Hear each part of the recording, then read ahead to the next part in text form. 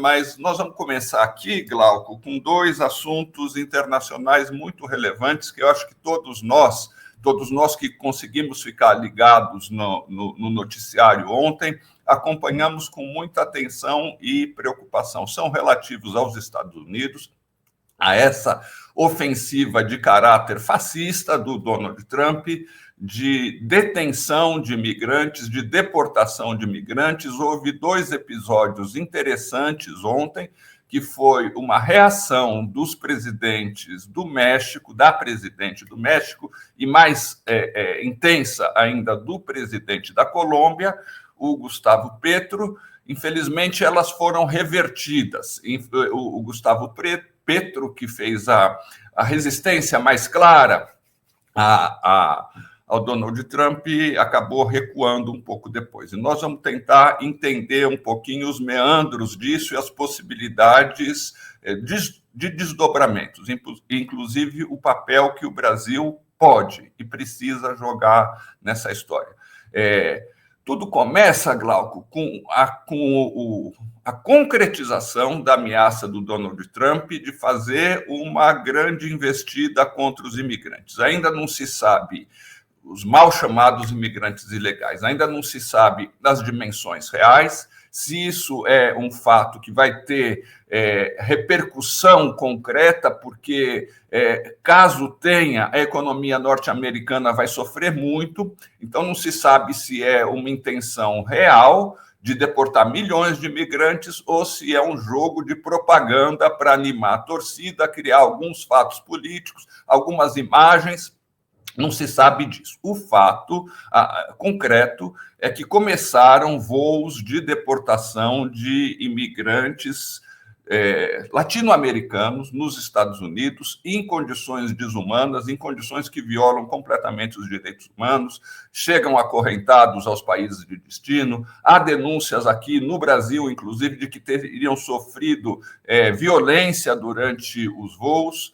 É um horror. Bem, diante disso, houve reações em todos os países. No Brasil foi branda, o presidente Lula não falou nada a respeito, o ministro Lewandowski falou, atacou as condições em que eles chegaram, mas no México e na Colômbia houve atitudes mais duras durante um certo tempo. A mais importante foi a do Gustavo Petro, presidente da Colômbia, que mandou um avião voltar para trás, um avião militar norte-americano carregado com centenas de imigrantes colombianos deportados. Imediatamente, o Donald Trump, numa ação completamente de bullying, uma ação de demonstração de força, adotou, diante de uma atitude de crítica, digamos assim, ele partiu para a Colômbia com as quatro patas.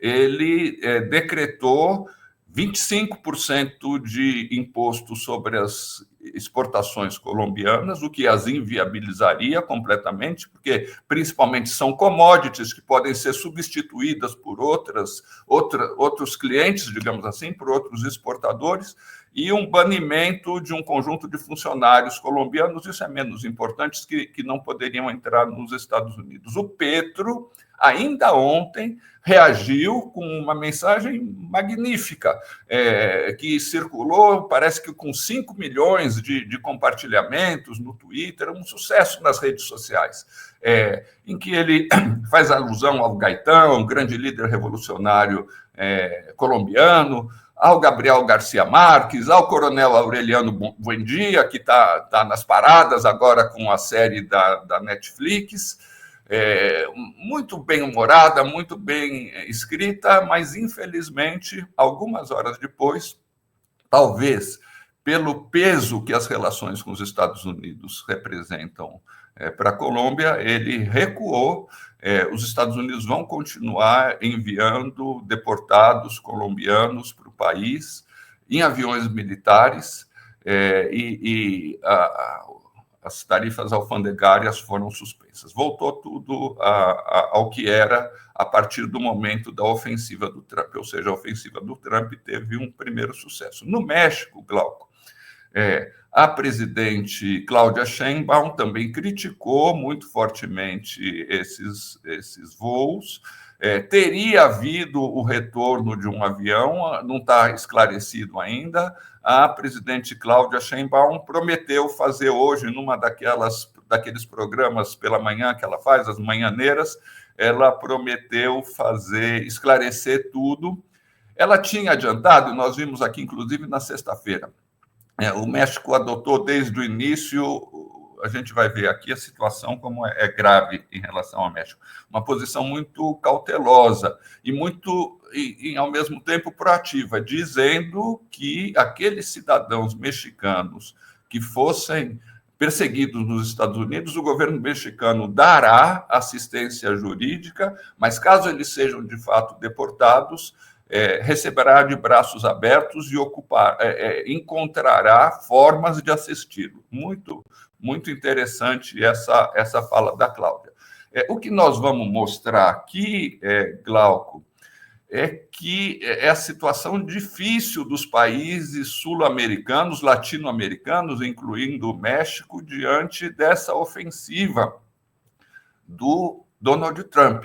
Diferente do Brasil, que não está numa situação tão difícil em termos materiais.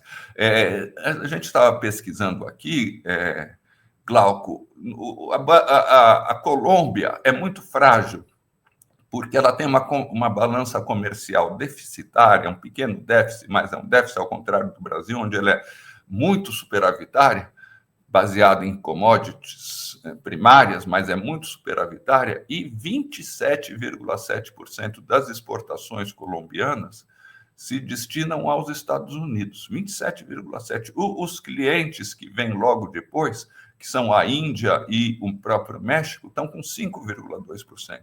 Então, uma ação como essa do Trump desestabilizaria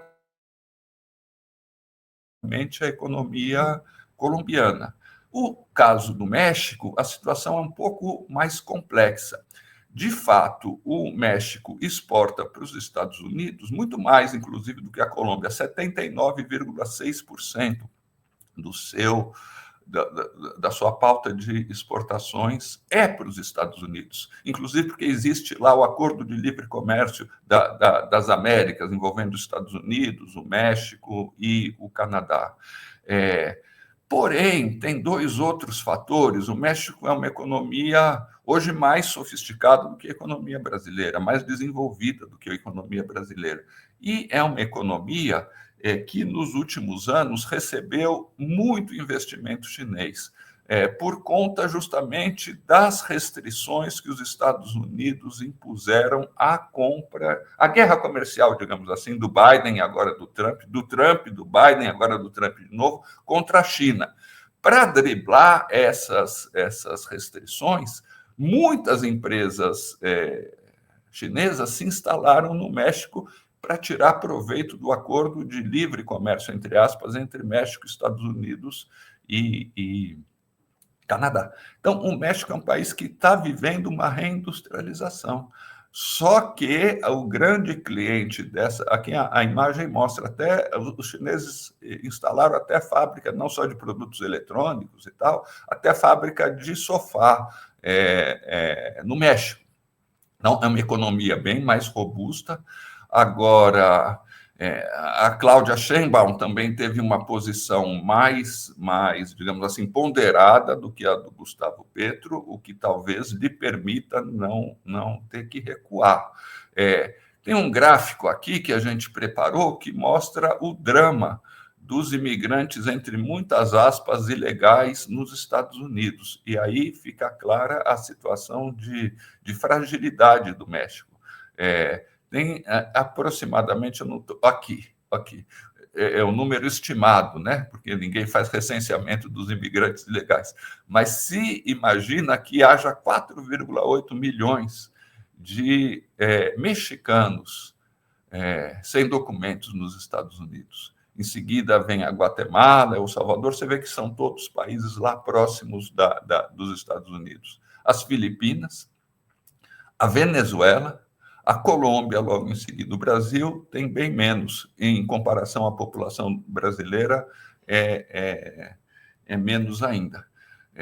Então, Trump tem realmente essa força, é difícil uma reação, a não ser que seja uma reação mais conjunta. Só voltando ao caso do México, o jornal mexicano La Jornada, que é um jornal progressista, publica hoje na capa uma matéria sobre uma entrevista do economista Paul Krugman, Prêmio Nobel de Economista, em que ele mostra que a situação é mais difícil para o Trump, porque existe uma integração muito forte entre as economias. Então, você bloquear a entrada de produtos mexicanos, você quebra determinadas cadeias produtivas. Empresas americanas têm fornecedores mexicanos muito importantes, elas dependem, é uma dependência mútua, em certo sentido. Então, o Krugman, Prêmio Nobel da Economia, está advertindo, está demonstrando que não é tão fácil para o Trump sancionar o México. Isso vai resultar em quebra das cadeias produtivas e inflação muito forte para a população norte-americana.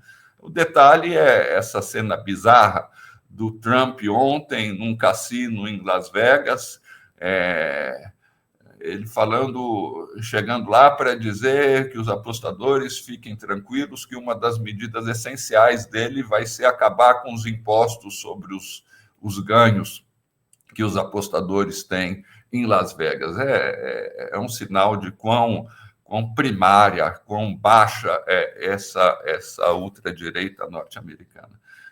Tudo isso nos remete, Glauco, ao papel do Brasil. Outras palavras, publicou um texto na sexta-feira do José Luiz Fiore sobre a desarticulação da América do Sul e sobre o papel que o Brasil pode ter numa rearticulação. É a única economia com capacidade de fazer com que outras orbitem em torno de si. É a única economia com peso para lançar um conjunto de estímulos que movimentem as economias da América do Sul. O México é outra história, tem a sua independência, o seu dinamismo próprio. Isso nos remete, e vamos conversar isso também com o nosso querido Manuel Domingos, à necessidade de um projeto nacional. O Brasil não está cumprindo esse papel que o Fiore acha que o Brasil poderia e deveria cumprir. O Brasil está mantendo inclusive, não só na economia, mas nas relações internacionais, uma posição muito discreta, muito recolhida. Mas um projeto nacional novo pode se apoiar, inclusive, na integração sul e latino-americana. Só para terminar, Glauco, eu estou me estendendo muito, mas uma notícia boa, boa para nós. Esse é o Yanis Varoufakis, eu nem vou comentar muito porque não vai dar tempo. O Varoufakis está dizendo, mas remete ao que eu vou falar aqui, que essa postura dos Estados Unidos vai acabar levando a China a coisa que ela não deseja, não manifestou intenção até agora, a assumir uma posição de contraponto aos Estados Unidos e liderar uma articulação dos BRICS.